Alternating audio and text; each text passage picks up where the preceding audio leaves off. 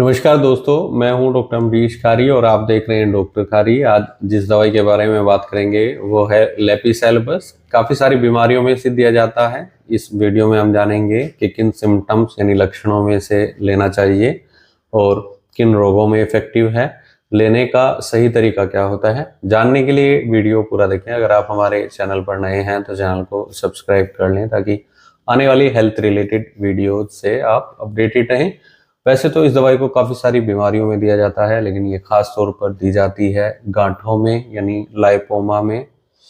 किसी भी तरीके का ट्यूमर अगर शरीर में हो गया है जिसमें पेशेंट के मांस के बढ़ने से गांठें बन जाती हैं जो पेनलेस होती हैं और मूवेबल होती हैं, यानी एक जगह से दूसरी जगह वो जा सकती हैं, किसी भी हिस्से में हो सकती है। खासतौर पर लाइपोमा जो देखने को मिलता है वो पेशेंट की बाहों में और कमर में देखने को मिलता है। ये कई सारे हो सकते हैं या एक लाइपोमा भी हो सकता है, मल्टीपल भी हो सकते हैं।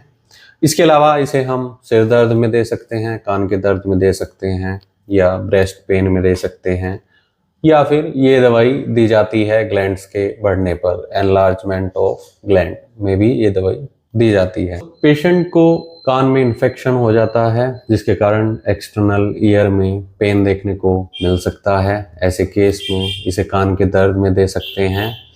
अगर और दर्द की बात की जाए तो बर्निंग स्टिंगिंग टाइप का पेन होता है पेशेंट की छाती में, पेशेंट के पेट में, महिलाओं में यूट्रस में ऐसा दर्द देखने को मिलता है जिसमें स्टिंगिंग टाइप का पेन होता है और जलन भी साथ में हो, तो ये दवाई बहुत इफेक्टिव रहती है। कान का जो इन्फेक्शन होता है उसे ओटिस मीडिया बोलते हैं और उसको ठीक करने में ये दवाई बहुत मददगार रहती है। साथ ही ग्लैंडुलर अफेक्शन में इस दवाई को दिया जाता है, जैसे गोइटर में जो कि घेंगा होता है जिसमें गले की जो ग्लैंड होती है वो बढ़नी शुरू हो जाती है, उसमें इन्फ्लामेशन आ जाती है। साथ ही इसे महिलाओं में फिब्रॉइड्स में दिया जा सकता है जो कि बच्चेदानी में गांठें हो जाती हैं, उनको ठीक करने में ये दवाई मददगार रहती है। यूटेराइन कार्सिनोमा को भी ये दवाई ठीक करती है और ग्लैंड्स के आसपास कनेक्टिव टिश्यू भी अगर अफेक्ट हो गए हैं, उनमें भी दर्द की शिकायत बनी जा रही है और गांठें बढ़ रही हैं, तो ऐसे केस में दवाई बहुत इफेक्टिव रहती है।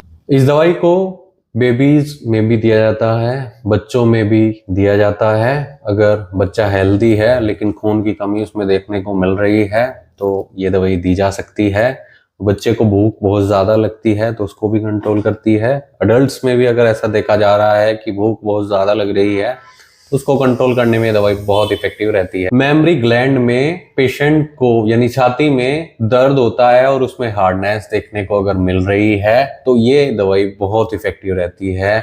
मेमरी ग्लैंड के दर्द को ठीक करती है, स्वेलिंग अगर उसमें आ गई है उसको ठीक करती है। स्किन डिसऑर्डर्स की बात की जाए तो इसे लाइपोमा में दिया जा सकता है, सार्कोमा में दिया जा सकता है, कार्सिनोमा में दिया जा सकता है। साथ ही ये दवाई एब्सेस को ठीक करती है, सोरनेस को ठीक करती है। बहुत इफेक्टिव मेडिसिन रहती है। जहां पर ग्लैंड्स अफेक्टेड हो और कनेक्टिव टिश्यू भी साथ में अफेक्टेड हो तो ऐसे केस में इस दवाई को देने से काफी मदद मिलती है। जिन लोगों में आयोडीन की कमी देखने को मिल रही है उनको घेंगा हो सकता है या शरीर में कहीं भी गांठें हो सकती हैं, लाइपोमा के पेशेंट में इस दवाई को खास तौर पर दिया जाता है। आपको ऐसी कोई शिकायत है और आप इस दवाई का सेवन करना चाहते हैं तो एक बार अपने होम्योपैथी डॉक्टर से जरूर मिल लें। बिना डॉक्टर की सलाह के कोई भी होम्योपैथी दवाई नहीं लेनी चाहिए। इसके लिए आप दिए गए व्हाट्सएप नंबर पर हमसे संपर्क कर इलाज या सलाह ले सकते हैं। वीडियो देखने के लिए धन्यवाद। चैनल को सब्सक्राइब करें और कमेंट सेक्शन में जरूर बताएं कि हमारी वीडियोस आपको कैसी लगती हैं। Thank you.